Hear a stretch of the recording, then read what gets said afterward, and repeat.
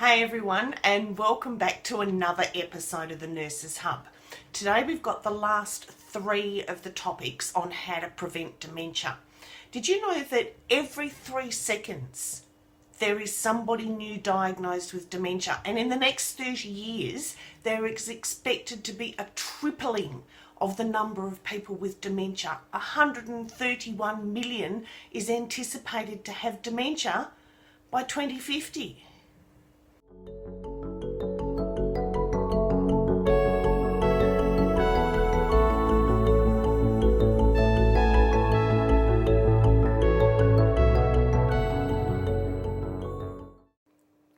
So I just wanted you to say hello to my puppy dogs. There's Albie having a nap in the corner. Hey Albie.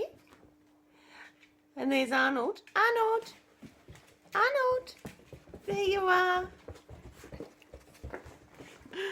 Can you hear them snuffling? All right, so let's get into it. Dementia. So up until now, the only way they've been able to definitively diagnose somebody with Alzheimer's is on autopsy. Yet, when you're dead. Does it matter when you're dead? No, you're dead. So that's up until now. So what they've discovered is that the PET scan, the scan that they use for checking for cancer, is also showing up differently in people's brains who've got Alzheimer's. And so they're studying and they're discovering that they can see regions of the brain where the amyloid plaque is building up. Now, I'll get onto that a little bit later, but if they can see that somebody physically has Alzheimer's disease, they can treat it early. So in seeing that somebody has these plaques doesn't necessarily mean that they're going to display any symptoms of Alzheimer's or any other type of dementia. Alzheimer's is just one of them. So what they look at is, in all of these 9 categories, these 3, low education, this is the first one.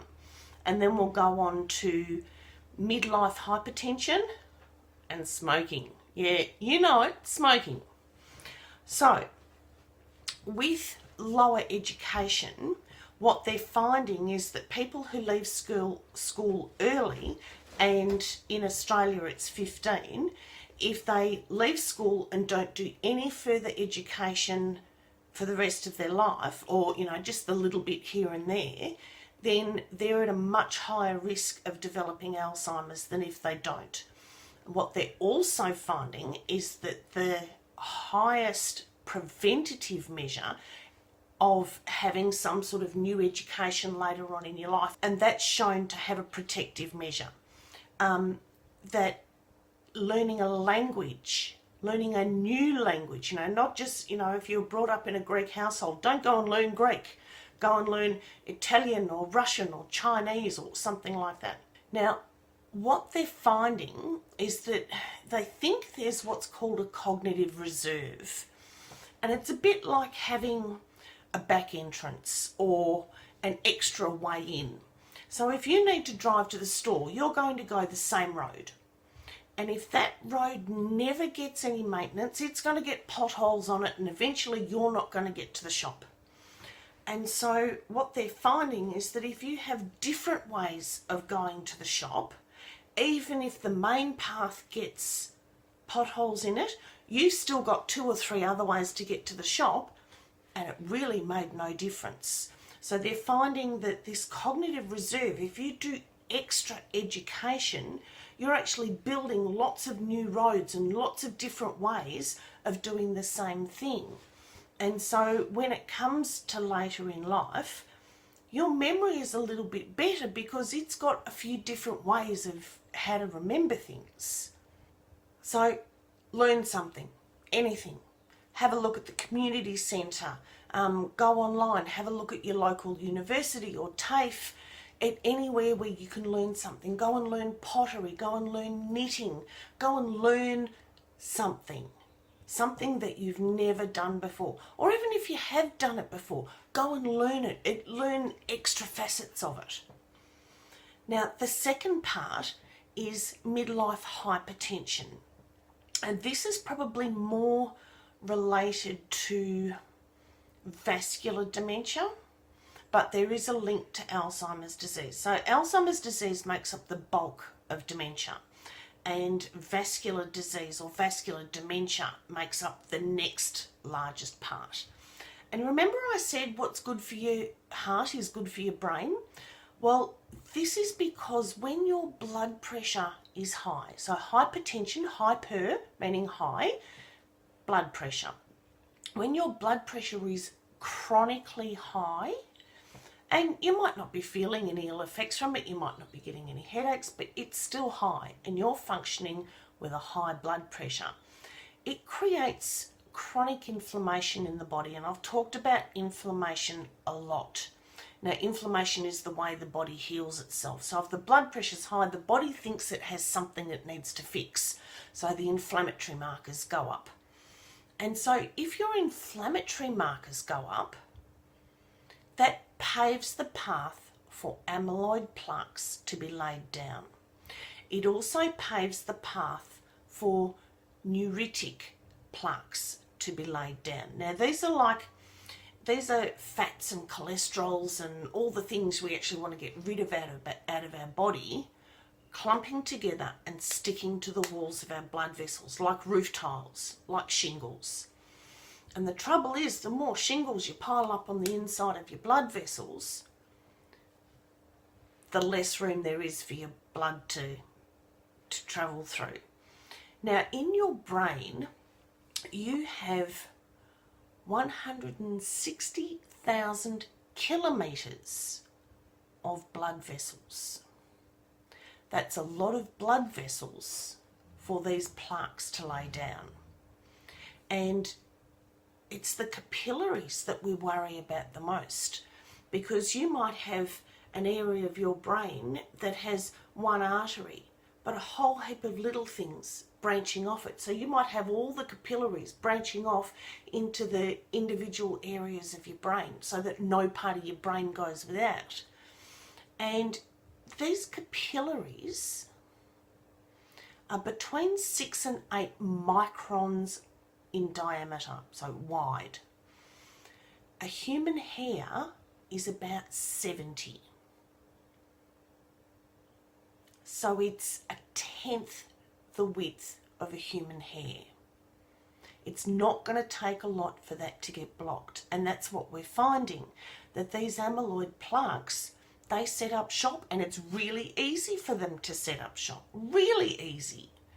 And so if we don't give them an environment, if we reduce our inflammation by lowering our blood pressure, now whether that's through relaxation, or whether that's through exercise, whether that's through having to take medication, all sorts of things. If we get the blood pressure down, the inflammation comes down, and then the plaques don't have a chance to set up shop. So the third one I wanted to talk about, and today's going to be a really, really quick video because I think people are really just over me talking about dementia. So the last one I wanted to talk about is smoking. Now, I've been a smoker longer than I've been a non-smoker. At the moment, I'm an ex-smoker because smoking has been directly linked to getting dementia. So when we smoke, we increase the inflammatory markers. There we go, inflammation causes everything. And in fact, it's the body's way of trying to fix itself. It's trying to get rid of this smoke that we're putting into our body, all the ash and the chemicals, and the tobacco companies don't even list the chemicals that go into a cigarette smoke. So you don't have to be a rocket scientist to work out that if smoking causes inflammation, inflammation precedes the deposits of amyloid plaques, and amyloid plaques are the precursor to dementia.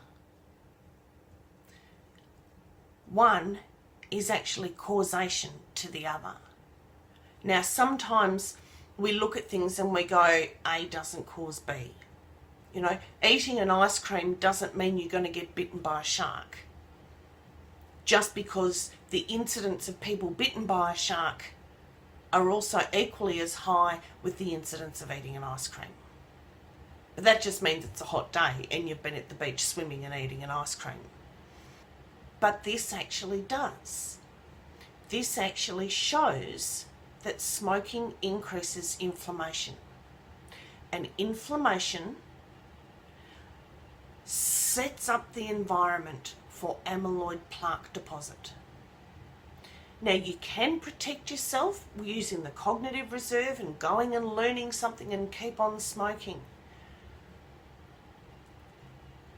But you're not going to get the best benefit. What if these new roads that you're building by doing all this extra education are only having the potholes put in them as soon as you put them down because you're smoking? Now, I hope I'm not going to be one of these preachy ex-smokers. Today is day 1, by the way. And I hope people are going to jump on board with me. You know, whether it's getting an exercise program, whether it's joining a social club, whether it's stopping smoking, I don't care. I don't want people getting dementia if they can help it. Alright, so this has been another video from the Nurses Hub. Hit subscribe, hit the bell and share the love. Thanks for watching and I'll see you in the next video. Bye!